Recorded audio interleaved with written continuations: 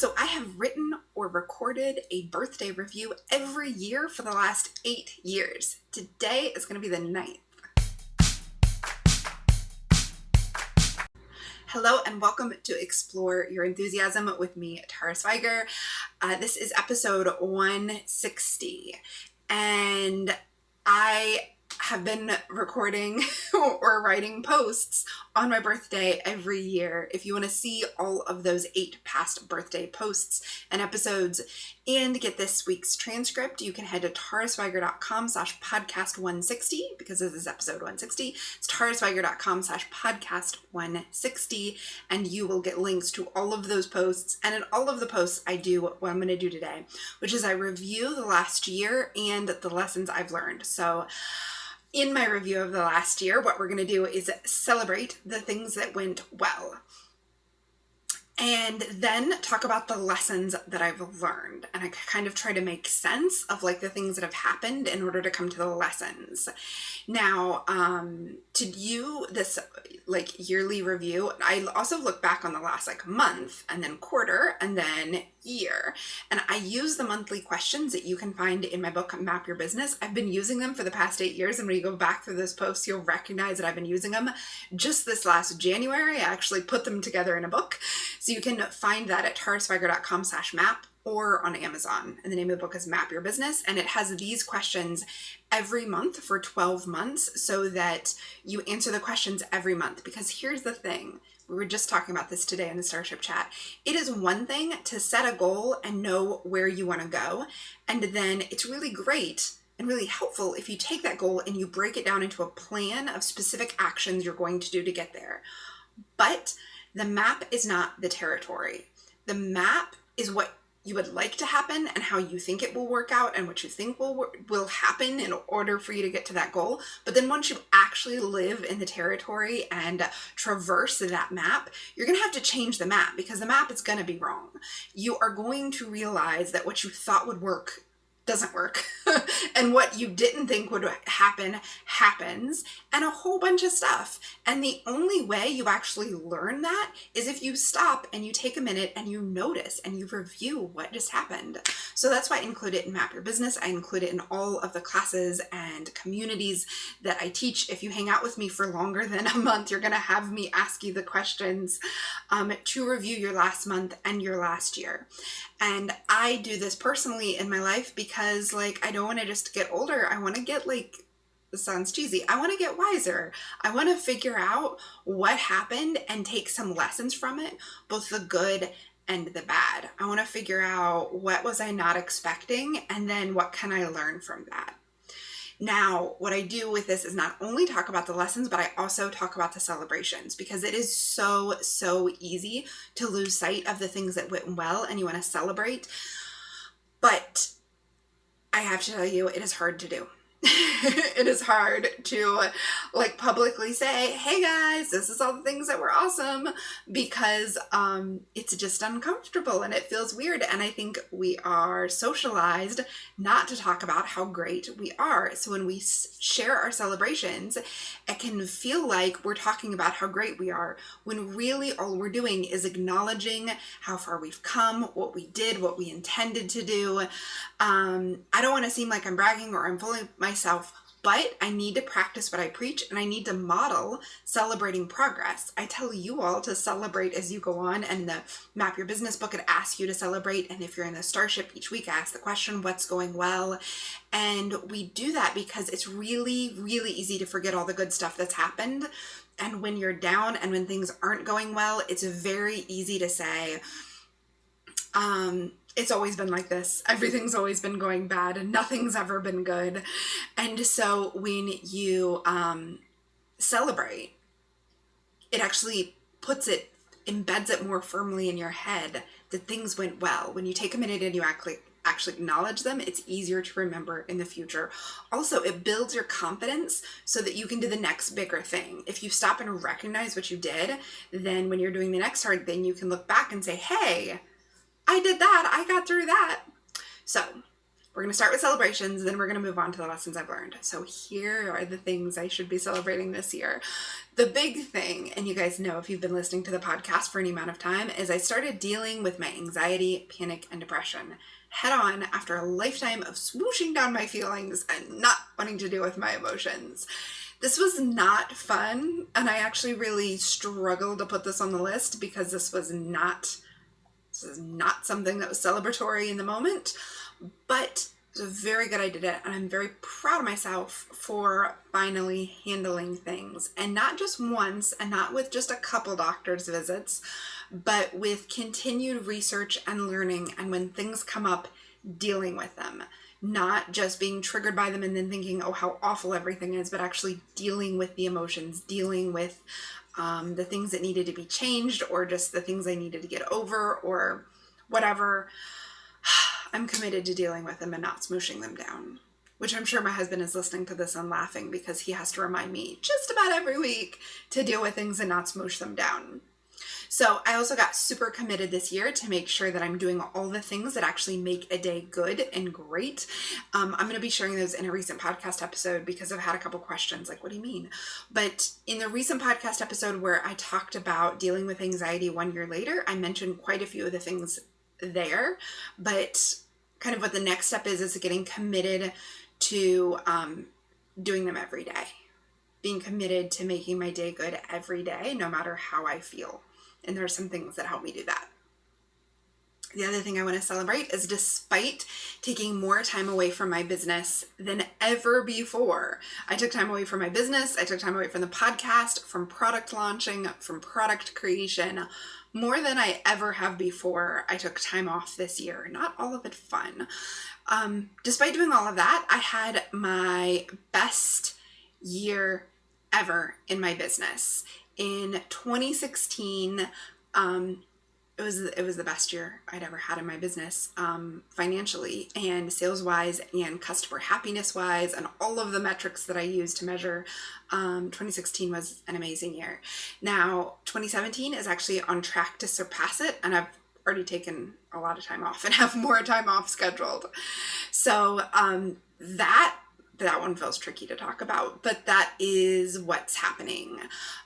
So yeah, best year, even though I took a lot of time off and I dealt with a lot of hard stuff. I want you to stop and take a minute and thank my past self, my 34-year-old self for working on that stuff, and to tell her it's okay. It doesn't crash your business. Also, I'm saying it publicly because I need to remind myself that dealing with things or taking time off or being sick doesn't crash all of the hard work that I've been doing for the past 10 years. And I want you guys to know that too.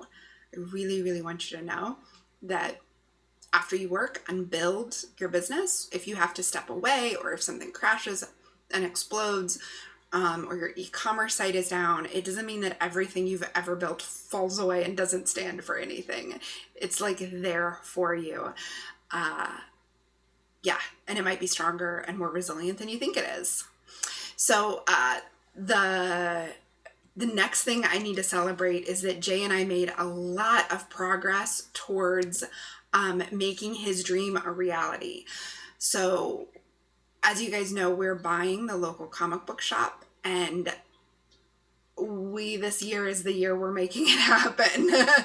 So what's really great is in this process, I've met a lot of fancy business people. So an economics professor who was our SBA advisor. I went to some SBA workshops and met more fancy business people. We had meetings with a lot of bank managers and small business advisors and lawyers and accountants. And despite all my fears,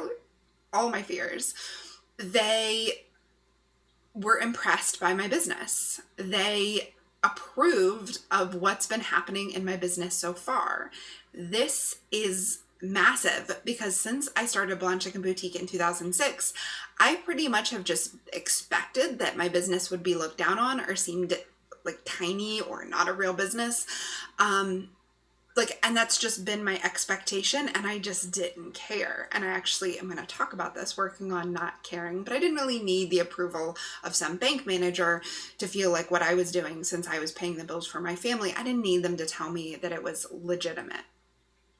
But having a few meetings, especially in just the past week or two, with small business specialists in financing and management and bank loan people, I realized that fear was totally unfounded and that they actually really like me. Like my business is what it is. It felt like a validation of all the work I've been doing for the past 10 years to realize that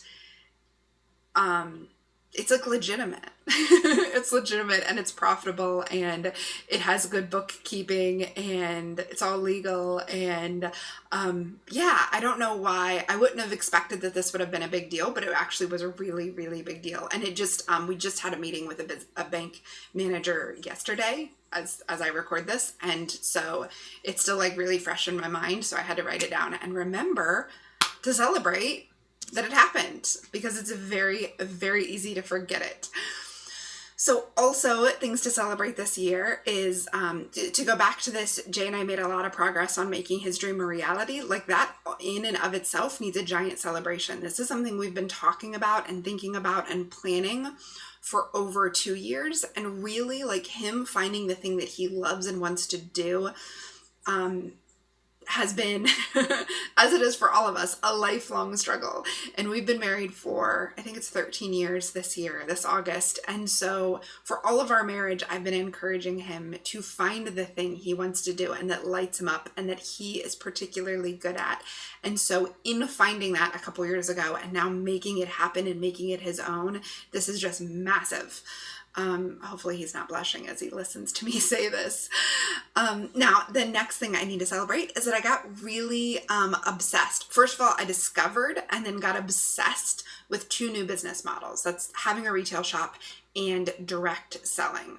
So after years of just thinking of direct selling as not a real business, I've been proved totally wrong. And in just 2 months, I've built the essential oil business, Essential Enthusiasm, into a real business with real profit, real customers, real products, and a real team of people who are building their own businesses. And I didn't expect any of this. If you had said any of this 6 months ago, I would have told you were crazy and it's a scam and I'm not doing it and that's insane. And I have not only like discovered that it was legitimate in some cases for some companies, not every company certainly, but then I have totally dived into researching it and learning about it and doing it and figuring out how can I be my completely genuine, authentic, in integrity self and bring it to this new business model. And by the way, that's always the question. So being an online teacher and selling info products like classes, or being a book author, or standing in front of people and teaching them to do something that I haven't necessarily done. Like when I teach yarn shop owners how to run their Instagram. I haven't run an Instagram for a yarn shop owner, but I'm teaching principles and things I've learned from other kinds of businesses and research. And any of that, it's so easy to A, feel like a fake and feel like you don't deserve to do that. And B, there are whole industries built of people doing it and not being in integrity and lying and being snake oil salesmen. And this is something I really struggled with when I first started offering classes online, when I moved from just selling my handspun yarn into selling classes and books and PDFs and worksheets. The thing I really struggled with is that the industry is so scammy and slimy. Not in our circle of handmade businesses that have bloomed in the last 5 years, but back when I first started doing it in 2009 and 2010, it was. And like, there are just so many people doing it, not in integrity and just lying. And I thought, can I even get into that industry if it's filled with so many lies and horrible people and just like people taking your money and then not delivering a product, which I know people in every industry do, but it's really upsetting. So I had to figure out then, can I do this and still have integrity? And I feel like that was a new challenge that I experienced this year, and a challenge I decided to take on. Can I do this with integrity? And if at any point it seems like I can't, then I'll stop. But the fact that I was able to do it, the fact that I got so excited and so obsessed and read so many books and went so deep into it, and I did the same thing with retail shops. Now, there are a lot of business advice for retail shop owners that is scammy and slimy and recommends you basically like dupe people into spending more money than they should spend on the thing. But there's also a way to build a retail shop with integrity and to create community and to create a space where everybody feels welcome and loved. And that is another thing that we have been researching and building towards doing. So like, this is something really to celebrate. I told a friend who's actually watching live on Instagram, I said, part of the appeal of this is to see how many business models I can learn and do, because every new business model I learn and do, I can apply to the people that I help.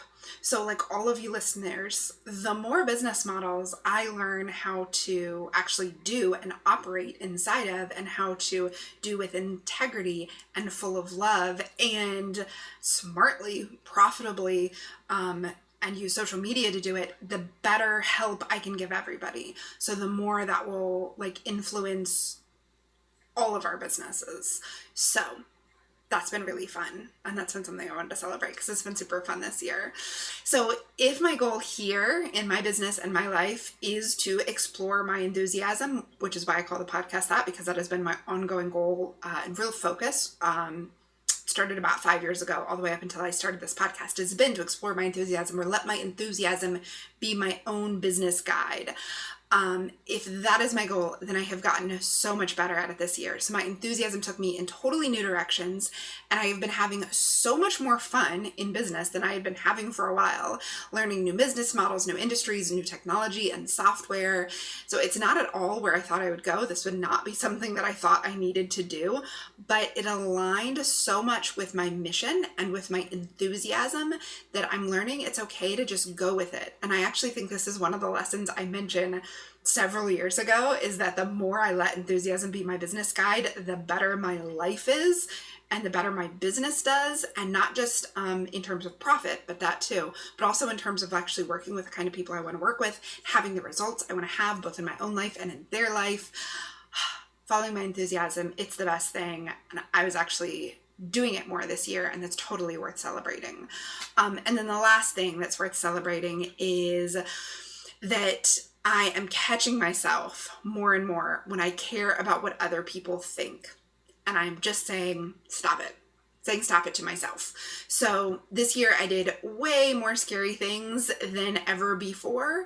And I actually think I say that every year. I seem to every year be freaking myself out by being brave, at least brave for me, with new things.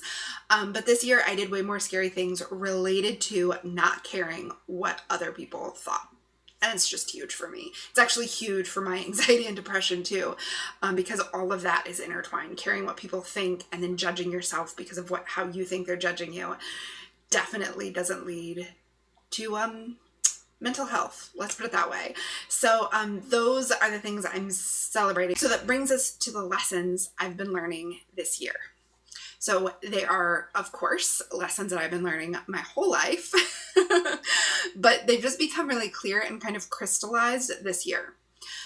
The first one is starts with a quote. So Neil Gaiman says, "The moment that you feel, just possibly, that you're walking down the street naked, exposing too much of your heart and your mind, and what exists on the inside, showing too much of yourself, that is the moment you might be starting to get it right."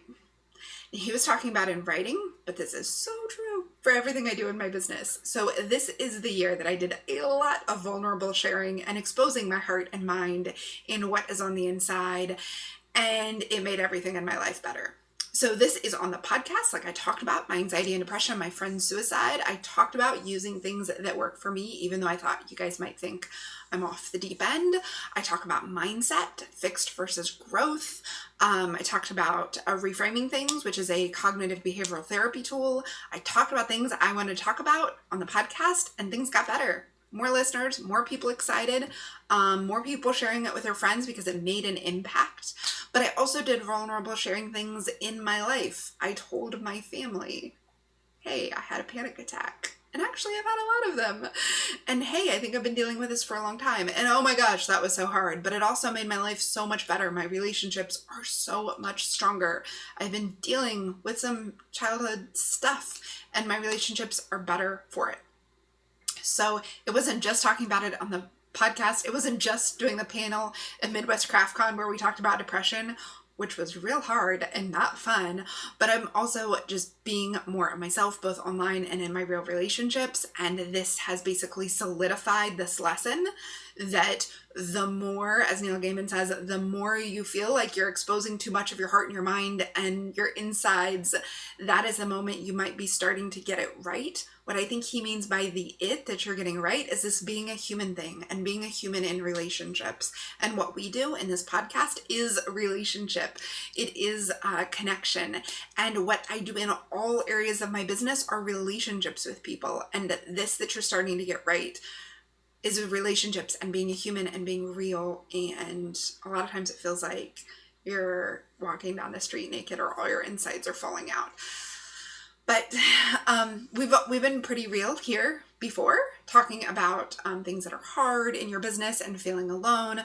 But this year the podcast got realer, and I'd so much rather talk to you about this real stuff and mind stuff and mental health and mindset and confidence than just about everything. So that relates to the next lesson. And the next lesson has been edited for language because I know lots of you listen in with your kids. And one of you actually sent me a video of your kid dancing to the theme music for the podcast. And I love it. If you want to send me videos of your kids dancing to the theme music, that'd be the best birthday gift ever. I have a contact form on my page, or you can just post them on Instagram with the hashtag Explore Your Enthusiasm. I didn't intend to say that, but by the way, that was the best thing ever. So because I know you listen to your kids and they dance to the theme music, I'm going to edit this for language. But my longtime friend and VA, Jess Cook, said in response to me kind of swirling about worrying about something I was going to do and what people would think about it, she said, I have 0 F's to give what strangers on the internet think about it. Now, she said a bunch of other stuff around that, but this sentence, I have 0 F's to give what strangers on the internet think about it, I like heard angels sing, lights dropped down, like everything got lit up when I read it because I was like, yes, why am I spending my limited F's on what strangers on the internet think about me? That's just crazy. As I said this on Instagram, I got like a zillion hearts, so I know y'all are feeling me. And this is exactly the message I needed to hear at the right time, and I reread her message where she said this all the time. So this year I worked consciously on stopping giving my limited F's to what strangers on the internet or even friends and family think about me, my business, my choices, my life, anything. And things got better because of it. So this was a big lesson. I knew this. I knew that you should not give away your F's to strangers on the internet. And yet I was.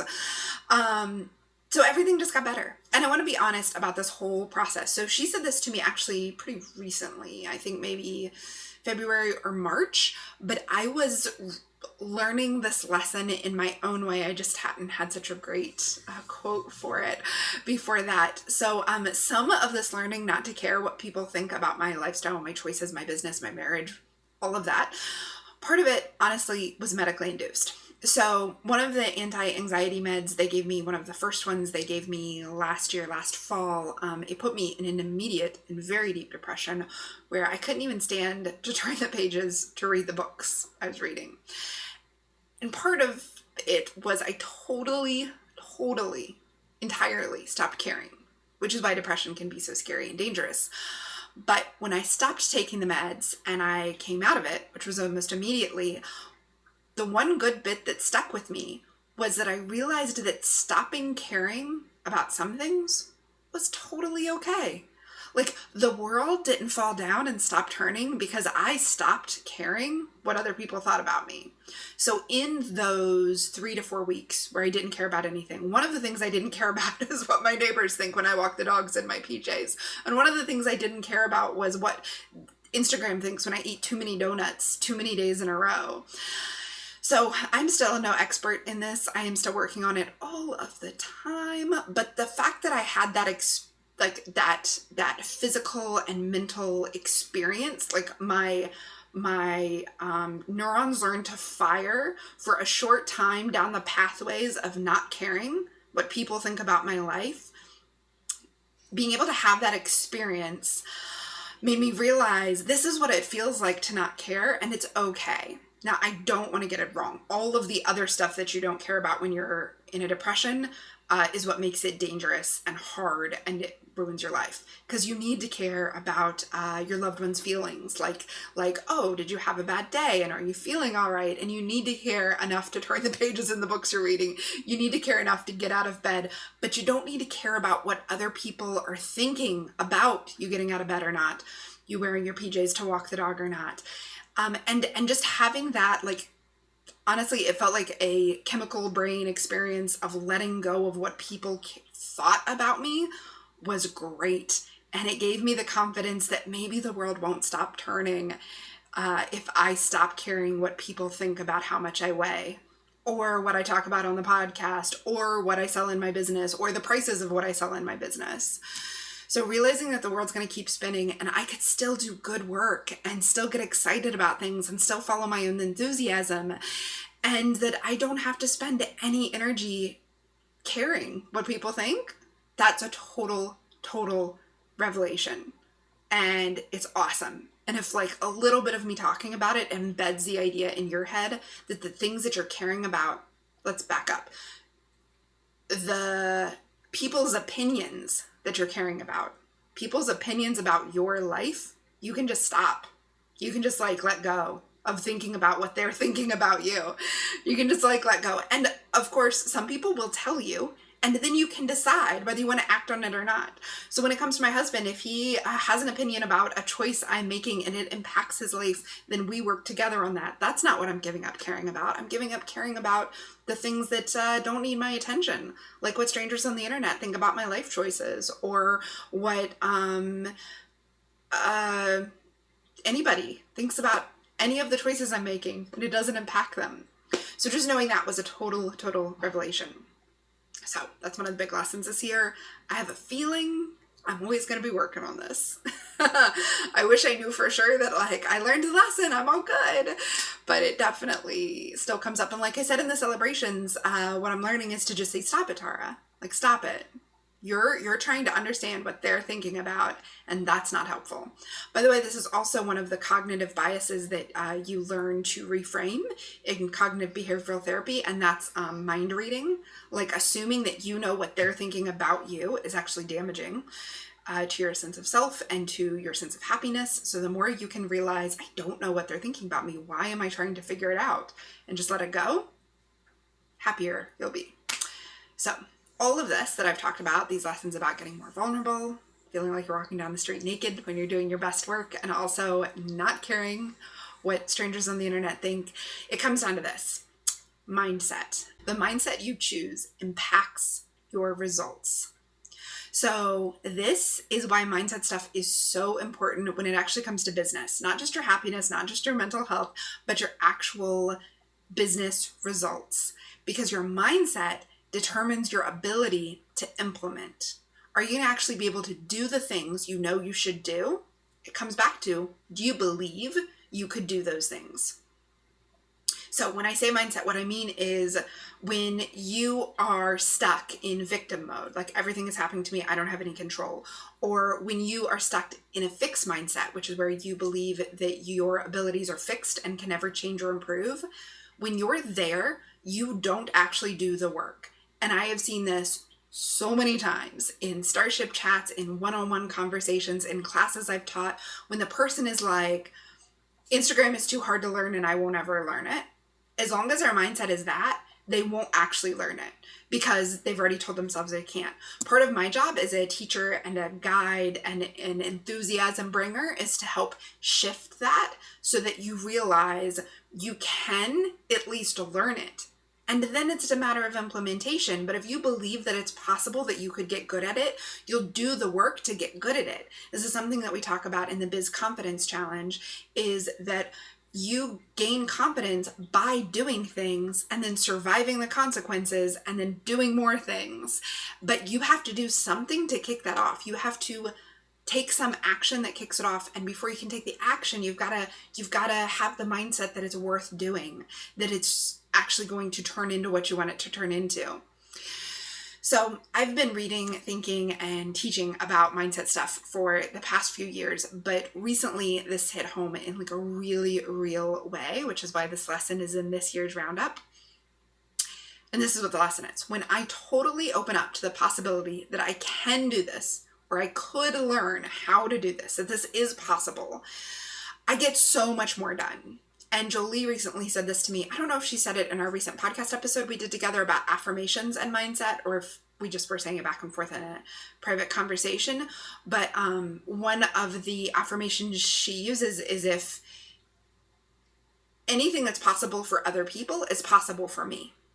Her wording might be a little different, but that's the gist of it. And that, like, when you really embrace that, you realize, oh, I can totally do this. And that basically all it does is it takes away the impediments for then you to take action. So just believing that because other people did it, you can do it isn't going to be enough. You're going to need to take the action. But we get so focused on the action, we forget that if you don't actually believe it, you'll never take the action. So believing that if someone else did it, any other person you can point to, and this is why I'm a big fan of picking models of success. This doesn't mean your business is going to look exactly like theirs and you're going to make exactly the same business decisions. You're going to anyway copy them, but just recognizing that they're models of people who have done what you want to do, and then really believing if they could do it, I could do it, then that opens you up to get more done. And it's certainly happened in my business. I get a lot more done, and not in that pushy, exhausting, working so hard way. This stuff just comes more naturally. The stuff I need to do to move forward is easier and simpler and more obvious because I believe, oh, it's possible that I could really get that. So I also learned this again with my husband and our plans to buy the comic book shop. So when we lost all hope that it would ever happen, we completely stopped working on it. And when we first got started on it, and it just felt way too hard and way too big and way too complex, and people who buy businesses are much fancier than we are, we didn't do anything. The key to us actually taking action on making the plan happen was first believing that it was doable, and then believing that we could do it, that we were the kind of people who did it. And what really helped with this was going to the local Small Business Administration office, the SBA office. In our town, it's called the Tennessee Small Business Development Center. And we met with Bob, who's the best person ever, and he walked us through the steps. And then he told us, oh, you guys could definitely do this. And he talked about some businesses that he had helped make business plans and get funding. And I realized there are all kinds of businesses out there. There's like Jay's uncle owns a auto repair shop where he also sells cars, and he's been in business since the 70s, and he is always covered in car grease and stains, and his business is thriving. And I think he's gotten funding when he needed it. He bought a building, and he buys and sells cars. Like, that's a business that goes to the bank and makes a business plan. There is also like, yeah, there's lawyers and there's accountants, but there's also the lady that has the embroidery machine and she's doing embroidery, or the friends that Jay's befriended in downtown Johnson City who have coffee shops or printing shops. Like they have screen printers and make t-shirts, or the guy who buys fancy shoes and resells them. Like, all kinds of people have businesses. And so if they could do it, we could do it. And that mindset shift actually kickstarted our action in making the business plan, because just believing we're going to do it isn't going to have the bank give us money and be impressed with our plan. But believing we can do it is the first step to making the plan that impresses the bank and has them give us money, hopefully, fingers crossed. So we're going to be talking more about all of this mindset stuff in upcoming episodes. If you want to listen to a past episode about mindset stuff, the title of it is called, I think it's called The Key to Success. And then it's about how mindset is the first step to whatever success means to you. I will link up that episode in the show notes. You can find them again at taraswiger.com/podcast160. But in the meantime, I want you to ask yourself, whatever you are stuck with, do I really believe that this is possible and that I am capable of it? And if not, you got to work on that before you just try to bust through your to-do list. So if you're feeling stuck on your to-do list, stop and ask yourself, Do I believe that I am capable of this? And do I believe that this is a possible thing? If not, you got to work on that. And by the way, working on that doesn't need to take months and months. You just need to ask yourself, what would make me believe I'm capable of doing this? Maybe you need to find some models, people who have already done it. Maybe you need to listen to some podcast episodes where I talk about shifting your mindset from fixed to growth. So whatever you need to do, realize that if your to-do list isn't getting done, check in with what you really believe about your list and about your own capabilities. And if you want to take another of my lessons and apply it to your own life, ask yourself, where am I being stopped from moving forward because I care too much about what other people think or how other people are going to react?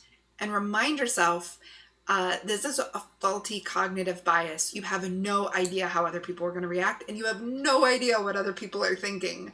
So letting that stop you is just, it's all imaginary. It's all make-believe, and it's all in your head. That's okay, because you can put in your head that you don't care or need to be concerned with what those people think. So apply that to what is stopping you today. Do you believe that you are genuinely capable of this? And where are you letting other people's potential or perceived judgments on you stop you from moving forward? And then tell yourself to stop it. So that is what I'm celebrating, and that is what I've learned this year. Thank you so much for being here with me throughout it. If you've enjoyed the show and you want to send me some birthday love, the best way to do that is to help the podcast find more people. This is one of my most favorite projects that I work on, and I love the stories that you all send me from your listening and the videos of your kids dancing. So to send me some birthday love, the best way to do that is to leave a review and share it with your friends. To do that, hit subscribe, whether you're listening to this on iTunes or whatever podcast app you can subscribe to the podcast. If you're watching it on YouTube, hit subscribe to my YouTube channel. It's a little red button. And then leave a review. Leave a review on iTunes if you listen to the audio podcast, or just put a thumbs up on the video on YouTube. And then go on and click that share button. If you're watching on YouTube, there's a really handy share button. If you're watching on my site or you're listening to it on whatever podcast app, there is a share button. You can share it via email to your best friends. You can share it on your Twitter or your Facebook, or you can share it on Instagram by snapping a picture of what you're doing when you listen, or of you dancing to the theme song, and share that with the hashtag Explore Your Enthusiasm. I plan on, the day this comes out on Wednesday, I'm going to sit down with a big cup of coffee and enjoy all of your posts on that hashtag. So just remember to hashtag any picture where you're listening to the podcast. Say, I'm listening to hashtag Explore Your Enthusiasm. I love seeing what you guys are doing. So thank you so much for reviewing the show, for sharing it with your friends, and I hope you have a really very enthusiastic day.